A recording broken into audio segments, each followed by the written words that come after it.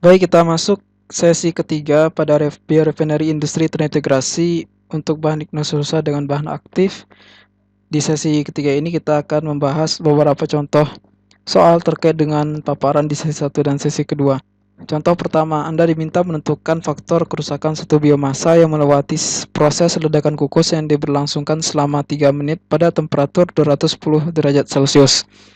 Anda mengingat persamaan untuk severity factor merupakan fungsi temperatur dan waktu, kemudian diketahui nilai temperatur dan waktunya, lalu persamaan tadi Anda integrasikan dan masukkan nilai waktu dan temperatur tersebut.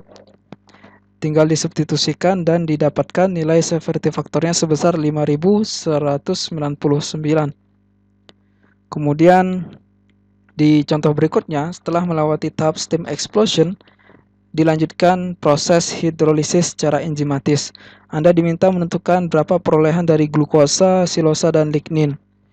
Jadi, Anda menggunakan grafik yang dijelaskan pada sesi sebelumnya, dan di situ di grafik tersebut yang diminta adalah bentuk dari logaritmik basis 10 bilangan dari faktor kerusakan.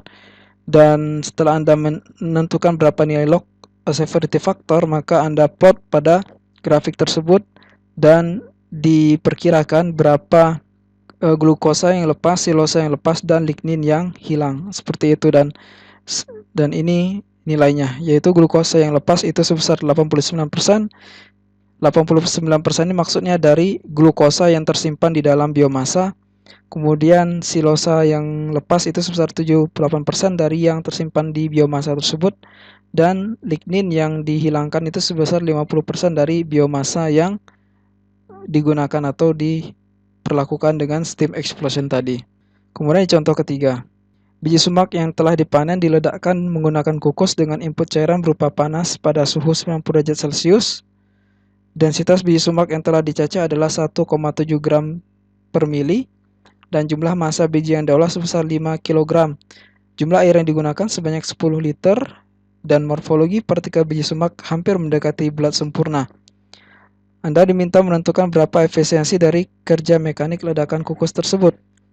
Diketahui volume dari biji sumak tersebut karena densitasnya diketahui dan jumlah massa biji tersebut sebesar 5 kg, dan maka volumenya tinggal dibagikan saja dengan densitas. Jadi 5 dibagi dengan 1,7 dihasilkan 2,94. Kemudian kita juga perlu menentukan berapa besar densitas air panas yang digunakan pada temperatur 90 derajat Celcius. Di sini kita menggunakan suatu kurva densitas air. Anda bisa menemukan banyak kurva ini di internet. Ada juga yang setelah ditampilkan dalam bentuk input. Jadi tinggal memasukkan datanya 90 derajat Celcius, nanti akan secara otomatis keluar berapa nilai densitasnya. Di sini kita menggunakan grafik yang sudah umum digunakan sejak zaman dahulu ilmu perteknikan itu berkembang. Maka dengan menginputkan 90 derajat Celcius pada sumbu X, kita tarik pada kurva densitas dan diperoleh nilai densitas cairan panas tersebut sebesar 0,4 gram per mili. Dan dari nilai tersebut kita tentukan kita bisa menggunakannya ke dalam persamaan efisiensi mekanik yang telah disampaikan pada sesi sebelumnya. Kita telah memiliki semua harga-harganya, dan untuk volume yang ditambahkan atau massa yang ditambahkan atau V-add itu sama dengan setengah V2 atau setengah dari massa setengah dari volume cairan ya. Setengah dari volume cairan, dan kita tinggal substitusikan di sini dan diperoleh efisiensi mekaniknya sebesar 0,77.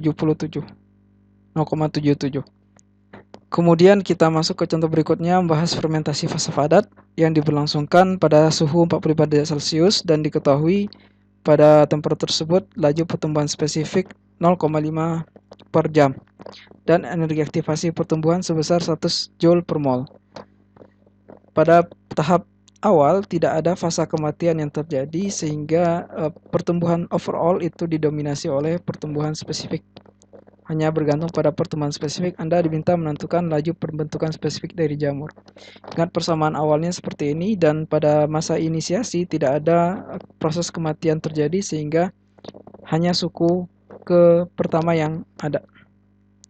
Tinggal disubstitusikan dari semua nilai yang diketahui, maka diperoleh nilainya sebesar 0,48 per jam.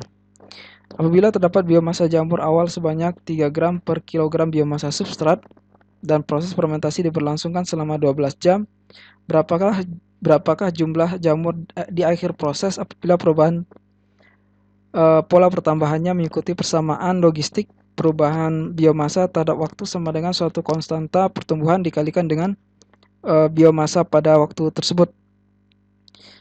Jadi persamaan ini adalah persamaan diferensial. Sebelum kita bisa mendapatkan hasilnya, maka persamaan ini harus kita integrasikan terlebih dahulu.